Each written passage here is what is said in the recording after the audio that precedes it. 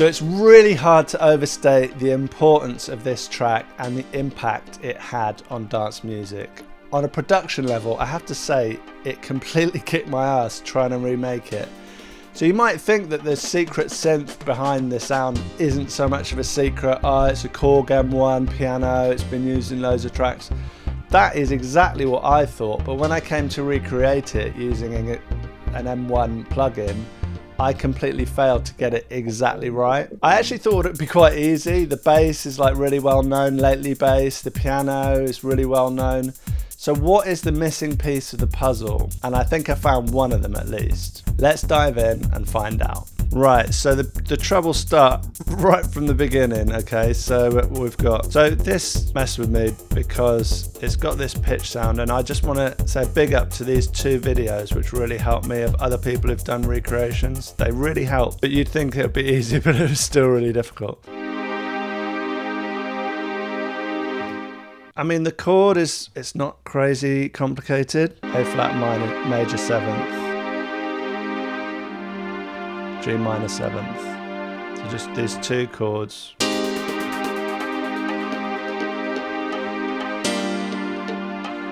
Oh yeah, we've got this lovely fill from this group. It's a really nice, sounds really good. Notice how they're not exactly on the beat. I mean, if we line it up with this, they kind of, you know, more or less are, but also not. But it's got the feel. So then coming in, we have this. Now I'm fairly happy with myself for this bit. To get these bongos,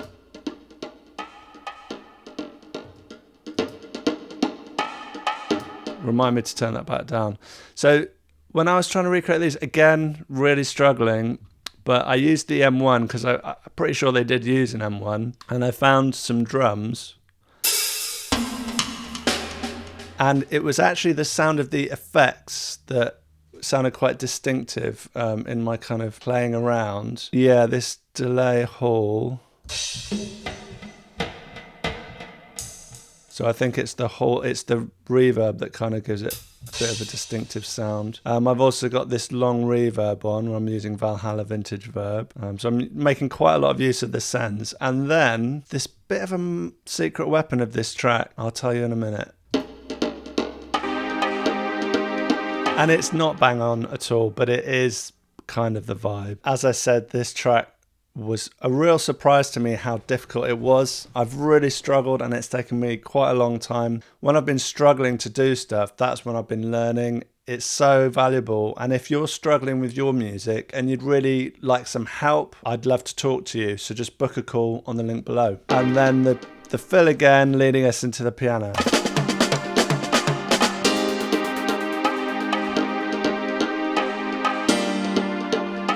So again, same chords, M1 piano, such a classic patch.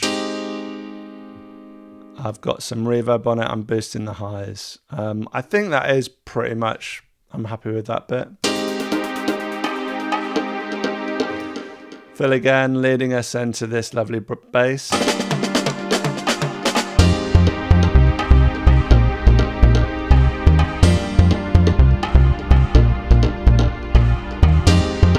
So, but yeah, we've got that. And again, you would kind of expect it to be like, which sounds, you know, kind of good, but they don't do that. They flip it. And even before they flip it. So I love that. They're like, your expectations are being played with. We're going from really nice chords, lush, uplifting sound, and then switch. So this sample is from Everybody in the Place by The Prodigy, but it's not from the album version. I couldn't find this version anywhere. I had to sample it from YouTube. And I did actually make it in Operator, but I seem, yeah, no, I've got it here. If you want this patch, it's pitched a bit differently. And I got this from this tutorial from YouTube actually. It's just a couple of oscillators.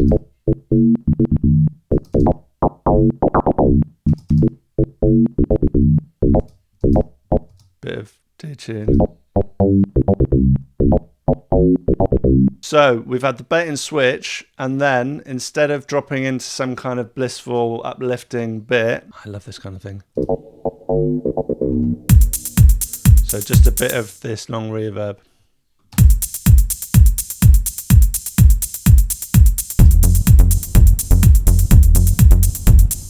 So just dropping in completely minimal, just a kick drum. Which brings us on to the kick drum. You would think that this would be a 909 kick drum. That's what I thought. I played around with so many 909s, so many layers, different sounds. I just could not get a kick that sounded enough like this one to make the track work. There's something about it. I had to find a part of the track in the end. I found a part of the track with not much going on, and I used either La La La or Serato sampler or something to get a more or less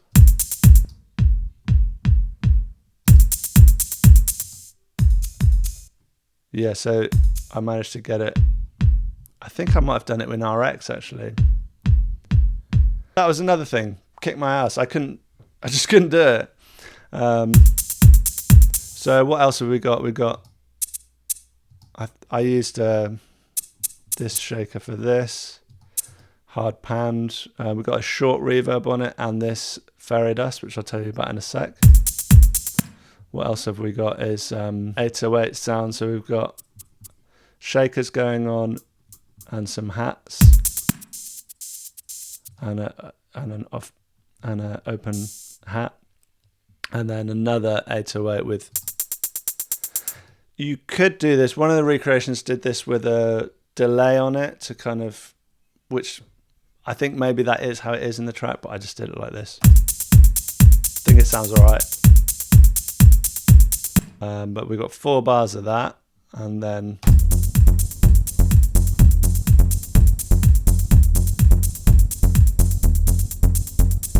nice little variation. This is something people often neglect, just taking a little bit out for a bit. Then here we've got this M1 perk coming back in, and then we've got a different pattern, which is kind of weird. And I don't think we hear this pattern again. It's perfectly good, but no. And then we have another layer. Like the way I got this is I just copied this. And so this bass, I should have mentioned, is lately bass. It's a very common patch, very popular, classic. You know, it's in like chime and stuff. Totally out of key. And I'm using this chip synth OPS7, which is awesome. So we've got that here. And what I did with this one, I kind of just boosted the bass and reduced the highs. I'm compressing it. Just kind of taming it a bit. And then, so what I'm doing with this is got a delay on it. I'm using Repeater by D16 Group and an auto filter with a band pass, and I'm just automating that. So if we have a look at that, I'm just doing this so it...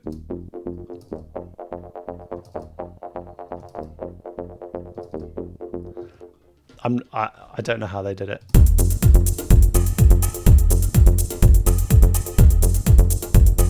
And we've also got this fairy dust, so I better tell you about that. It's this Dimension D, and I've not really used this much. There's basically there's a kind of a high end in this track in pretty much every sound. I've used this on a lot of these sends. I mean, let's just listen to it without and then with. Okay, that's without, then with.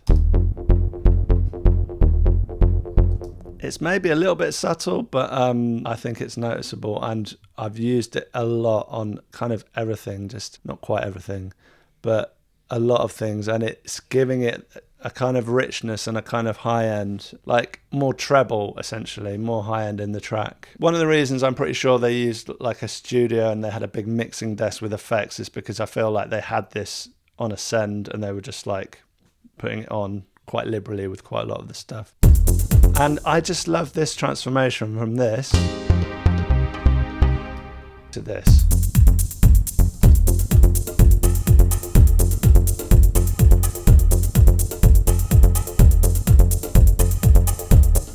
So then we're just in the heart of the tune then. Fill again.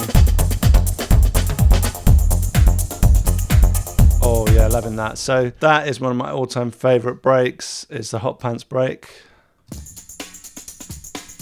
And I'm using a version from 0G, which has a little bit of extra character. And there's a little clap layer, which I think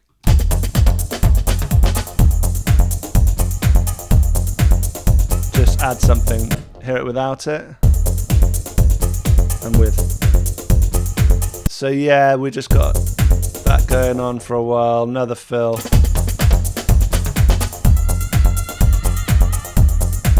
So this again, I tried to find it in old sample packs. I failed. In the end, pretty sure I used La La La to isolate it.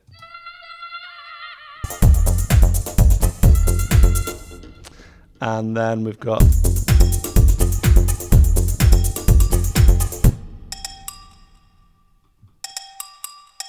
and this is a good example of how the compressor's just controlling it. That kind of sound has a real transient, very sharp transient, which isn't very nice in the mix generally. So this is taming that, very short attack. But then it's all these sends. So if we take all these off,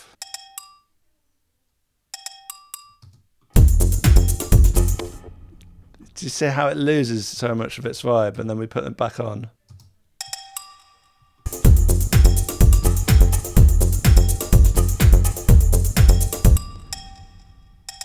And this is the Fairy Dust Dimension D. Well, that's a good example. It's a bit louder, it's a bit brighter, and it's a bit nicer. So yeah, that's a good little one to have in the arsenal. I'm glad I found out about that. So this is another vocal which I had to get from, I think, La La La.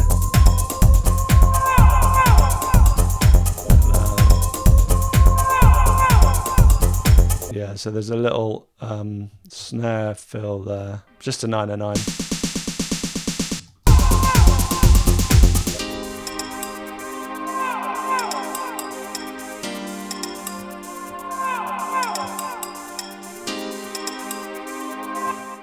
So we've got this nice breakdown, back to these chords.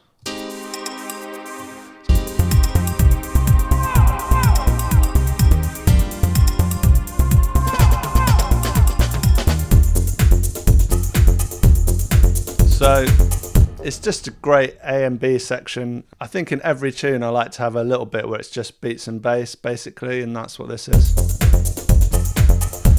And then we get to another thing that was, it really shocked me actually that I couldn't get closer.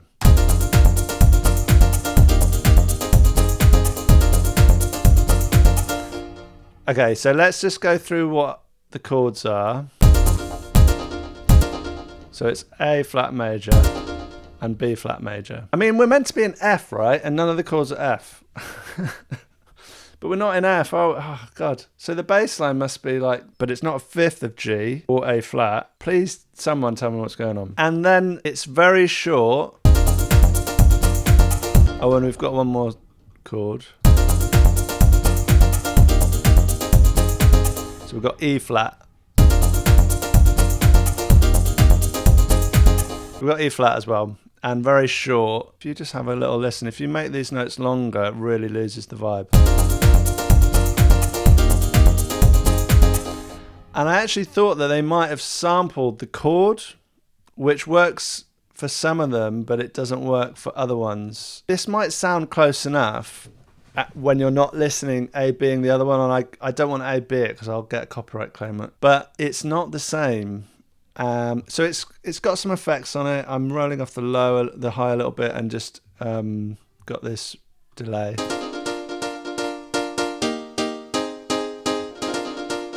And also there's a tiny bit of variation, like in the second bar. And I've got these a bit longer. But I tried all sorts. So this is M1 piano, this is a JD800. This is an XV 5080. And sometimes if you have a combination, kind of gets a bit closer, but basically I failed, and I even used like a real piano on Keyscape, and it's nuts. I don't know what's going on. I'd love to know. I did email the producer Simon Slater, but no reply. Simon, if you're watching this, please reply. I'd love to know all the secrets. But again, it's such an iconic sound in dance music. It's so kind of like, I don't know, there's just certain riffs and things that are just so synonymous with the genre, and I just feel like this is one of those.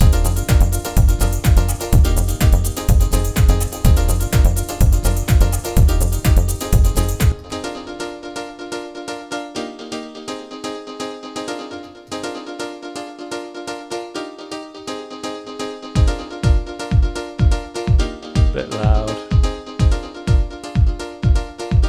My mix isn't the same.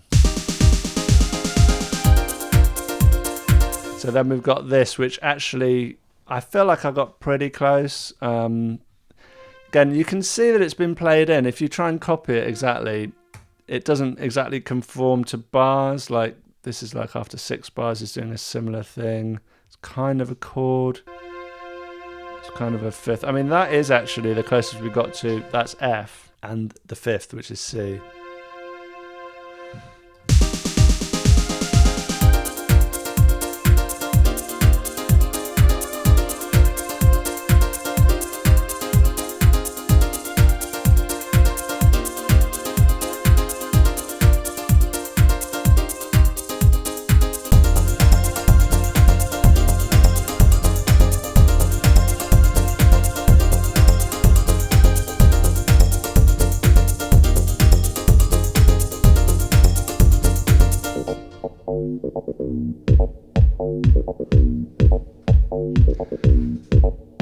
And we've got a nice few little bits of subtlety in the kick here. Listen out for this.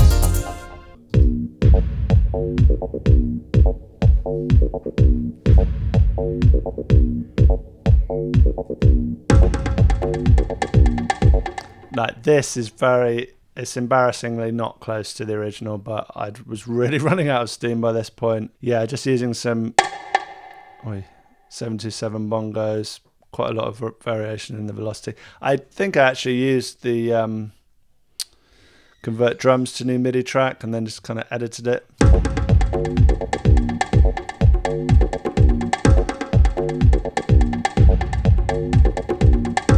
Hear that kick.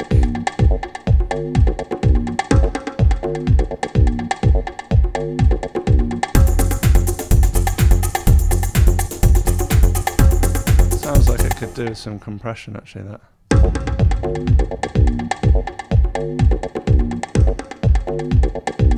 Quite often I like using this compressor. This is the default preset and I just reduce the threshold. That's it. So it is a bit quieter, but it's just taming the loud bits that are poking through.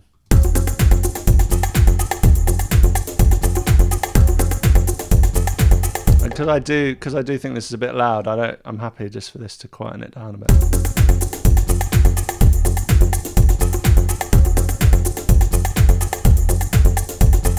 Basically the tune just winds down from here, but what an epic. I mean, it's a cliche, but it kind of really tells a story. You've got this beginning bit, really blissful, dropping in very minimal drop, just beats and bass, and just all the little touches. Yeah, I love these drums. The mix sounds amazing. Just for the time, the mix sounds great. I just think it's such an achievement. Even though I've really wrestled with it, I feel like I've learnt a lot. So I'm going to put all the details and extra bits of info that I collected while I was researching this into a PDF that'll also contain that operator preset. Hit the link in the description. I'm really excited. I've got this program I've developed. Spots are filling up really fast. If you're interested in a very tailored, helpful approach to just really get you making music you're really happy with and confident about it, book in a call, we'll have a chat and we'll see if it's right for you. To look at another classic from the other side of the pond, check this video.